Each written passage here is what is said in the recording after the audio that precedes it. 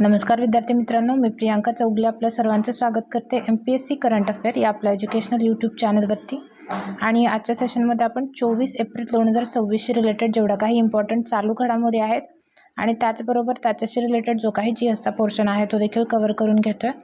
तर व्हिडिओ शेवटपर्यंत नक्की पहा। सेशनला सुरुवात करण्यापूर्वी जे कोणी विद्यार्थी मित्र आपल्या चॅनलवरती नवीन असतील त्यांनी चॅनलला जरूर सबस्क्राइब करा।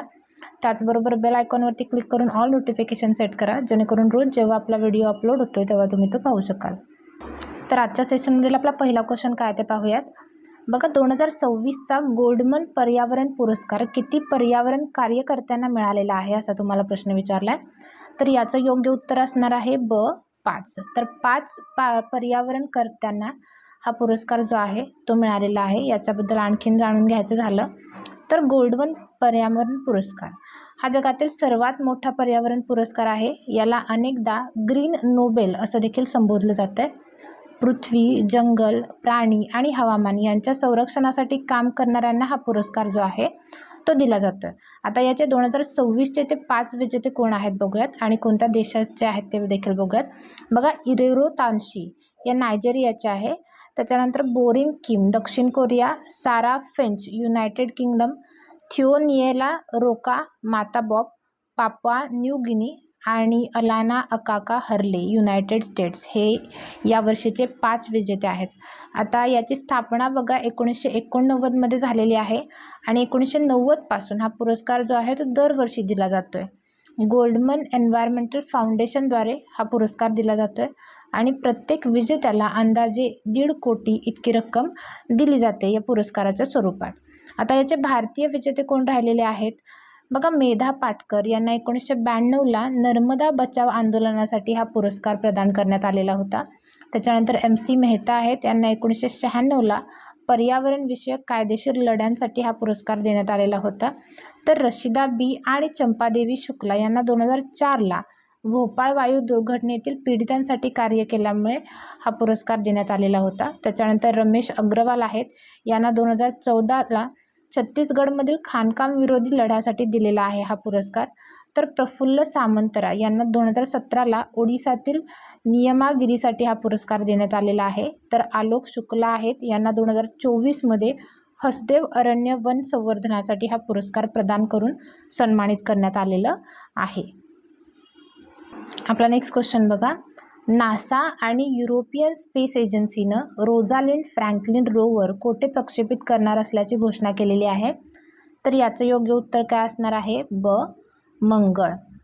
तर बघा, स्पेसएक्स 2028 मध्ये मंगळावर एक रोवर म्हणजेच लहान रोबोट पाठवण्याची तयारी करत आहे आणि या रोवरचं नाव काय आहे रोझालिंड फ्रँकलिन रोवर। नाव इम्पॉर्टंट आहे तर ते लक्षात ठेवा। आणि ही मोहीम जी आहे ती युरोपियन स्पेस एजन्सीच्या एक्समो मार्मस या कार्यक्रमाचा एक भाग आहे। आता या रोवरचं कार्य काय असणार आहे तर मंगळावरती कधी काळी जीवन होतं का किंवा तिथं अजूनही काही सूक्ष्म जंतू जिवंत असू शकतात का हे शोधणं त्या रोवरचं काम आहे। आता ESAची स्थापना 1975ला झालेली आहे। हेडक्वार्टर पॅरिस फ्रान्समध्ये आहे। महासंचालक जोसेफ अस्पाखर आहेत। तर युरोपचे दिशादर्शन प्रणाली काय नाव आहे गॅलिलिओ। आपला नेक्स्ट क्वेश्चन बघा, अलीकडेच Divya Bharat a window to the soul of India नावाचा काव्यसंग्रह कोणी प्रकाशित केला असा तुम्हाला प्रश्न विचारला। तर याचं योग्य उत्तर काय असणार आहे ड नीती आयोगाने हा प्रकाशित केलेला आहे। बघा, नवी दिल्लीत नीती आयोगाचे जे उपाध्यक्ष आहेत सुमन बेरी यांनी दिव्य भारत भारताच्या आत्म्याची एक झलक ह्या नावाचं पुस्तक जे आहे त्याचं प्रकाशन केलेलं आहे। आपला नेक्स्ट क्वेश्चन बघा, आगीच्या घटनेनंतर केंद्र सरकारने पाचपदरा रिफायनरीचं उद्घाटन पुढे ढकललेलं आहे। तर हे पाचपदरा रिफायनरी कुठे आहे असा तुम्हाला प्रश्न विचारलाय। तर याचं योग्य उत्तर काय असणार आहे ड राजस्थानमध्ये आहे हे। आता राजस्थानमध्ये नेमकं कुठं, राजस्थानमधील बलोत्रा जिल्ह्यातील पाचपदरा येथे एक भव्य तेल शुद्धीकरण कारखाना जो आहे तो उभारला जात आहे हिंदुस्तान पेट्रोलियम कॉर्पोरेशन लिमिटेडच्या साहाय्यानं। तर राजस्थान सरकार आणि हिंदुस्तान पेट्रोलियम कॉर्पोरेशन लिमिटेड हा संयुक्त विद्यमानाने प्रकल्प विकसित करणार आहेत। नरेंद्र मोदी जे आहेत ते 21 एप्रिल रोजी ह्याचं उद्घाटन करणार होते, बट 20 एप्रिल रोजी शुद्धीकरण कारखान्यातील कच्च्या तेलावर प्रक्रिया करणाऱ्या युनिटजवळ CDU जवळ आग लागली, त्याच्यामुळे हे जे उद्घाटन आहे ते पुढे ढकलण्यात आलेलं आहे. आपला नेक्स्ट क्वेश्चन बघा, भारतात राष्ट्रीय नागरी सेवा दिन केव्हा साजरा केला जातो असा तुम्हाला प्रश्न विचारलाय. तर याचं योग्य उत्तर असणार आहे 21 एप्रिल रोजी दरवर्षी आपण काय करतोय, भारतात राष्ट्रीय नागरी सेवा दिन जो आहे तो साजरा करतोय. आता यावर्षीची संकल्पना काय होती, विकसित भारत, नागरिक केंद्रित शासन आणि शेवटच्या टप्प्यापर्यंत विकास. तर नागरी सेवकांच्या कार्याचा सन्मान करण्यासाठी हा दिवस जो आहे तो आपण साजरा करतोय. त्यांना प्रामाणिकपणा आणि जबाबदारीने काम करण्याची प्रेरणा देण्यासाठी हा दिवस आपण साजरा करतोय. तर याची सुरुवात जी आहे ती 2006 साली झालेली आहे, कारण सरदार वल्लभभाई पटेल यांनी 21 एप्रिल 1947ला दिल्लीतील मेटकाफ हाऊस येथे नवीन अधिकाऱ्यांना या दिवशी संबोधित केलेलं होतं. ठीक आहे, त्या भाषणात त्यांनी नागरी सेवकांना भारताची पोलादी चौकट म्हणलेलं होतं, कारण ते देशाच्या प्रशासकीय व्यवस्था सांभाळतात म्हणून. आता याच्याच बरोबर भारतातील नागरी सेवकांचं जनक कोणाला म्हटलं जातंय, लॉर्ड कॉर्नवॉलिस यांना. तर भारतीय नागरी सेवेत सामील होणारे पहिले भारतीय कोण आहेत, सत्येंद्रनाथ टागोर. 1863 साली ते सामील झालेले होते. इम्पॉर्टंट डेशी रिलेटेड क्वेश्चन आलेला आहे. तर एप्रिल महिन्यातील आणखी काही महत्त्वाचे दिवस आपण रिवाईज करूयात. बघा, 1 एप्रिलला आपण उत्कल दिन, ओडिसाच्या स्थापनेचा दिवस साजरा करतोय. 2 एप्रिलला जागतिक ऑटिझम जागरूकता दिन. 4 एप्रिलला आंतरराष्ट्रीय खाण जागरूकता दिन. तर 5 एप्रिलला राष्ट्रीय सागरी दिन आपण साजरा करतोय. त्याच्यानंतर 6 एप्रिलला विकास आणि शांततेसाठी आंतरराष्ट्रीय क्रीडा दिन. 7 एप्रिलला जागतिक आरोग्य दिन. त्याच्यानंतर 10 एप्रिलला जागतिक होमिओपॅथिक दिन. 11 एप्रिलला आपण 2 दिवस साजरे करतोय. पहिलं तर राष्ट्रीय सुरक्षित मातृत्व दिन आणि जागतिक पार्किन्सन्स दिन साजरा करतोय. त्याच्यानंतर 12 एप्रिलला आंतरराष्ट्रीय मानवी अंतराळ उड्डाण दिन.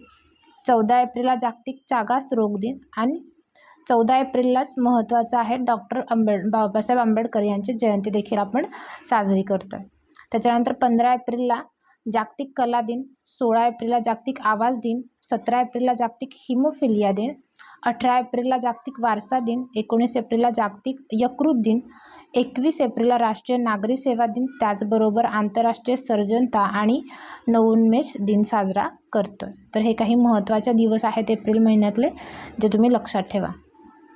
आपला नेक्स्ट क्वेश्चन बघा, स्वातंत्र्यानंतरची भारतातील पहिली मोठी खाजगी क्षेत्रातील सोन्याची खाण नाव काय आहे, जोन्नागिरी गोल्ड प्रोजेक्ट कोणत्या राज्यात सुरू होत आहे असा तुम्हाला प्रश्न विचारला. तर या प्रश्नाचं तुमचं योग्य उत्तर काय असणार आहे, आंध्र प्रदेश.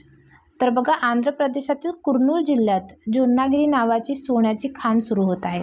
स्वातंत्र्यानंतरची ही भारतातील पहिलीच मोठी खाजगी सोन्याची खाण आहे, त्यामुळे हिचं नाव इम्पॉर्टंट आहे. कुठे आहे, आंध्र प्रदेशातील कुर्नूल जिल्ह्यात. तर भारत दरवर्षी परदेशातून 800 टनपेक्षा जास्त सोने खरेदी करतो आणि देशात सोन्याचं उत्पादन खूप कमी होतं आहे. फक्त हुट्टी गोल्ड माइन्स, जे की कर्नाटकात आहे, इथं अल्प प्रमाणात उत्पादन होतं आहे.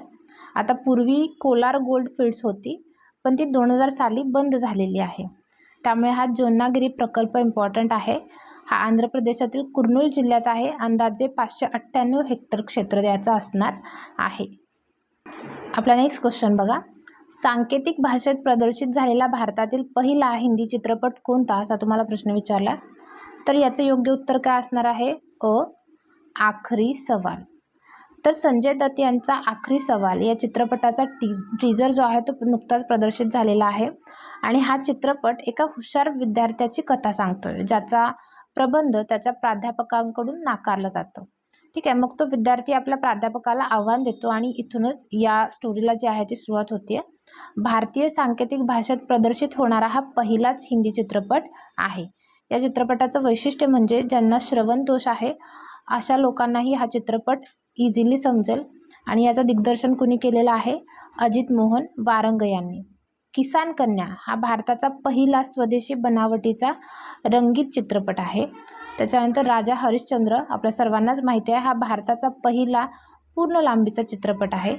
तर मदर इंडिया हा सर्वोत्कृष्ट आंतरराष्ट्रीय चित्रपटासाठी अकादमी पुरस्काराकरिता नामांकित झालेला पहिला भारतीय चित्रपट आहे आणि आलम आरा हा पहिला भारतीय बोलपट आहे.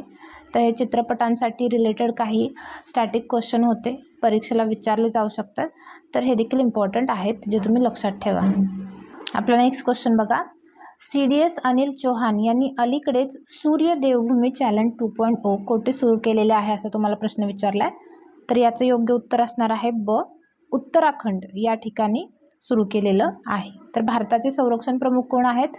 जनरल अनिल चौहान यांनी काय केलेलं आहे? उत्तराखंडच्या गढवाल हिमालय या पर्वतीय प्रदेशात सूर्य देवभूमी चॅलेंज 2.0 या अनोख्या साहसी कार्यक्रमाचा शुभारंभ केलेला आहे. आता याच्यामध्ये बघा, ही 113 किलोमीटरची यात्रा किंवा शर्यत आहे.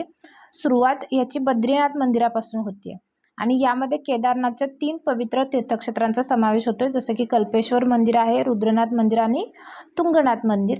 आणि याचा उद्देश काय असणार आहे की याच्यामुळे पर्यटनाला चालना मिळेल, त्याचबरोबर पर्वतांची जी संस्कृती आणि वारसा आहे याचं जतन करायचं आहे आणि सीमावर्ती गावांमध्ये रोजगार निर्माण व्हावा, त्याचबरोबर लोकांना साहसी खेळ खेळण्यासाठी प्रेरणा मिळावी, हे त्याच्या पाठीमागचे उद्देश आहेत.